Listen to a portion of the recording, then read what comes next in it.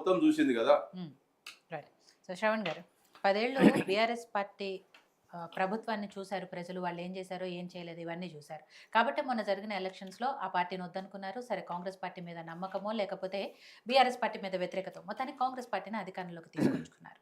కానీ ఇప్పుడు BRS party నాయకులు ప్రజలు తప్పు చేశారు, లేదు కేసీఆర్ గారిని ఓడించి తప్పు చేశామనే భావనలో ప్రజలున్నారు. ఇవన్నీ కూడా మాట్లాడుతున్నారు.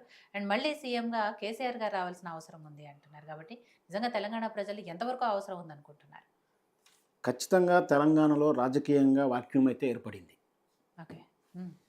అంటే ఎన్నో కళలతోటి 60-70 ఏండ్ల పోరాటం. ఆ పోరాటం క్రెడిట్ కేసీఆర్ గారికి ఇవ్వనని వాళ్ళు కూడా అంటున్నారు. వాళ్ళ ఇష్టం. ఎందుకంటే కేసీఆర్‌కి ఇవ్వకున్నా అక్కడ మరి దేశ స్వాతంత్రం కోసం కాంగ్రెస్ కూడా క్రెడిట్ ఇవ్వాల్సిన పరిస్థితి అన్నగారు చెప్పిన ప్రకారం చూస్తే. హ్మ్. సరే అందులో వివాదాల్లోకి లోపలికి వెళ్ళకుండా సరే అందరి వల్ల వచ్చింది. దాంట్లో ఎవరు కీలక పాత్ర ఉంది వేరే విషయం. ఇట్లా 70 ఏండ్ల పోరాటంలో అమరవీరుల త్యాగాలు అన్నీ సబ్బన్న వర్గాలు చేశారు. సుదీర్ఘమైనటువంటి పోరాటంలో చాలా తీవ్రమైన ఆకాంక్షలతో ఏర్పడిన తెలంగాణ కేసీఆర్ అయితే చేయగలుగుతాడేమో అనే నమ్మకంతో ఏర్పాటు చేశారు. కేసీఆర్ గారిని తెలంగాణకి అన్యాయం చేశాడని కానీ తెలంగాణ కళల విషయంలో కానీ కంప్లైంట్స్ అంతగా లేవని చెప్పాలి. వ్యక్తిగతమైన బిహేవియర్, కుటుంబాల జోక్యము, అధిక పీడన, స్వాతంత్రం లేకపోవడం, కొంత అవినీతి ఆరోపణలు. సరే అవినీతి రాజకీయ పార్టీలు ఈ రోజుల్లో దాంట్లో అవినీతి గురించి చూడడం వెతకడం అంటే ఇక మనం నేతి బ్రేగాల్లో నెయ్యి వెతికినట్టుగా ఉంటుంది. హ్మ్. సరే అయినా కూడా ఇంకా తెలంగాణ ప్రయోజనాలు ఏదో దెబ్బతింటున్నాయి, మాకేదో తక్కువగా ఉంది అని ప్రజలు మార్చి ఛాయిస్ ఇచ్చి కేసీఆర్ లాంటి వారిని కూడా పక్కకు పెట్టి కాంగ్రెస్కి ఇచ్చాడు. కానీ చాలా అతి తక్కువ కాలంలోనే ప్రజా వ్యతిరేకత అయితే చవి చూస్తున్నమాట 100% కరెక్టు. అది రేవంత్ రెడ్డి గారి మాటల్లో ఉంది.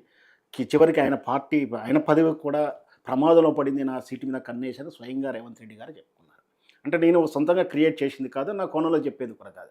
అంటే రాజకీయంగా ఖచ్చితంగా సంథింగ్ ప్రజల్లో అయితే అసంతృప్తి ఉంది. దీనితో పాటు ఒక విశ్లేషకుడు, తెలంగాణవాదిగా, తెలంగాణ పోరాటవాదిగా తెలంగాణ ప్రయోజనాలు దెబ్బతింటున్నాయి. గతంలో ఏదైతే కేసీఆర్ గారి మీద ఉద్యమకారులను కాకుండా వేరే వాళ్ళకి ప్రయారిటీ ఇచ్చారని నేను చెప్తున్నప్పుడు మరి ఈరోజు కాంగ్రెస్ పార్టీ ఉద్యమకారులకు ఎంతమందికి పదవులు ఇచ్చారు? గత కాలంలో 10 ఏళ్ల కాలంలో అక్కడిచ్చినటువంటి అవకాశాలు ఎన్ని, ఇప్పుడు ఇచ్చిన అవకాశాలు కూడా ఏమిటి అని కూడా నేను అడుగుతాను. ఆ రేషియో ఎంత ఉంది, ఈ రేషియో ఎంత ఉంది? వాళ్ళు ఇవ్వలేదా, వీళ్ళు ఇచ్చిన ఎంతవరకు కరెక్ట్ ఉంది? అంటే తెలంగాణ ఉద్యమకారులకు, తెలంగాణ భావజాలానికి, తెలంగాణ ప్రయోజనాలకు దెబ్బ అయితే పడింది. ఈవెంట్స్ నిన్నగాక మొన్న నాగార్జున సాగర్ మీద ఆంధ్ర వాళ్ళు వచ్చేసి ఎట్లా ఆక్యుపై చేసుకునే ప్రయత్నం చేశారు. ఎప్పుడూ కూడా ఇక్కడ సింగరేణి వాటి మీద వేలంపాటకు రావడానికి సాహసించినటువంటి ఇది ఇప్పుడు కేసీఆర్ గారు పోయిన తర్వాత సింగరేణి వేలం కోసం కూడా ఇక్కడే హైదరాబాద్ వేదికగా హైదరాబాద్ నడిబొడ్డులో పెట్టేసి వేలం వేశారు. ఇది అంతా తెలంగాణ ప్రయోజనాలు ఈ విధంగా దెబ్బతింటాయని మాకైతే అనుమానాలు ఉన్నాయి, భయాలు ఉన్నాయి.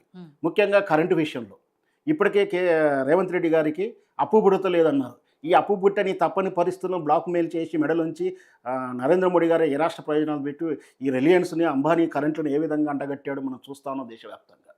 అంటే సామాన్యునికి వచ్చినటువంటి కరెంటు ప్రయోజనాలు దెబ్బతింటాయేమో.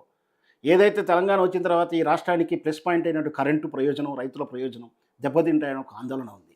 అంటే ఒక విశ్లేషకుడిగా ఇంటలెక్చువల్స్ విభాగంలో తెలంగాణ ప్రయోజనం దెబ్బతింటాయేమో ఇక్కడ వాక్యం ఉంది. ఈ వాక్యం ఫిల్ చేసేవారు కేసీఆర్ అని మాత్రం నేను అనను. ఎవరు చేస్తే వాళ్ళ వైపు ఉంటారు. రాబోయేటువంటి ఎన్నికల విషయంలో కానీ ఎక్కడా కానీ మేము ఖచ్చితంగా ఈ తెలంగాణ ప్రయోజనాలు ఎవరు కాపాడుతారో వాళ్ళకే మద్దతు ఇస్తాం. వాళ్ళని మేము గెలిపించుకోవడానికో, వాళ్ళని అధిష్టానంలోకి రావడానికి, అధికారంలో రావడానికి ప్రయత్నిస్తాం. ప్రజలు తమ ప్రయోజనాల గురించి ఆలోచిస్తున్నారు. ఈ వాక్యం ఏర్పడింది. అది కేటీఆర్ గారు అన్నట్టు ఆయనే రావాలి చారిత్రకారం అని చెప్పి నేను అనను. ఎవరు బాగా చేయగలుగుతారో, లేదా ఈ కొత్తగా ఎవరు వచ్చినా యాక్సెప్ట్ చేస్తుంది తెలంగాణ. అంటే ఈరోజు నాకు ఇప్పుడుకున్నంత వరకు అయితే రేపు ఎన్నికల సమయానికి 2 కొత్త పార్టీలు వచ్చే అవకాశాలు ఉన్నాయి, కొత్త కాంబినేషన్ వచ్చే అవకాశాలు ఉన్నాయి. ఖచ్చితంగా తెలంగాణ అంటే అది ఉంది, చారిత్రక అవసరం అలా ఉంది. కానీ ఒక పార్టీకి ఆల్రెడీ ఉన్న పార్టీకి అయితే నేను ఎండార్స్ చేయడానికి సిద్ధంగా లేను. కేటీఆర్ దానికి నేను ఏకీభవించడానికి సిద్ధంగా లేను. ఖచ్చితంగా తెలంగాణకు మాత్రం వాక్యం ఏర్పడింది. అది ఎవరైతే వాళ్ళు అది ఎన్నికల సమయానికి ఉన్నటువంటి ప్రయారిటీలో వాళ్ళకైతే జనం అయితే పట్టం కడతారు. మళ్ళీ మార్పు కోరుకుంటున్నాను మాత్రం చెప్పగలుగుతాను. ఓకే. సో కార్తిక్ గారు, సరే అది బీఆర్ఎస్ వాళ్ళు చెప్పినా, ఎనలిస్ట్ శ్రవణ్ గారు చెప్పినా, బీజేపీ నాయకులు చెప్పినా, ఎవరు చెప్పినా ఈ 15-16 నెలల్లో కాంగ్రెస్ పార్టీ మీద మాత్రం ప్రజల్లో తీవ్రమైన వ్యతిరేకత ఉంది అనే మాట మాత్రం వాస్తవము. కాబట్టే ఇలాంటి వ్యాఖ్యలు వస్తున్నాయి, లేదా ఇంకా కొత్త పార్టీలకు వాక్యూమ్ ఉంది, ఇవన్నీ కూడా వస్తున్నాయి. కాబట్టి నిజంగా మీ అంచనా ప్రకారం అంటే మీకు కూడా సర్వేలు ఉంటాయి, లోపల కాంగ్రెస్ పార్టీకి సంబంధించి ఇన్నర్గా ఎక్సర్సైజ్ కూడా జరుగుతుంది కాబట్టి ప్రజల్లో ఎటువంటి భావన ఉందని మీరు అనుకుంటున్నారు? మేడం ఈరోజు ప్రజలు సరే 100% ఇక మొత్తం సుఖ సంతోషాలతో ఇట్లా విల్లు విరుస్తున్నారు అని నేనేం అనను, కానీ ఇప్పుడు ఉన్న కాడికి వారికన్నా వీరు బెటర్గా ఉన్నారు, పర్లేదు అన్న కాడు ఉన్నారు. అంటే 15 నెలలకు పర్లేదు అని ఉన్నారు. ఎందుకంటే మ్మ్.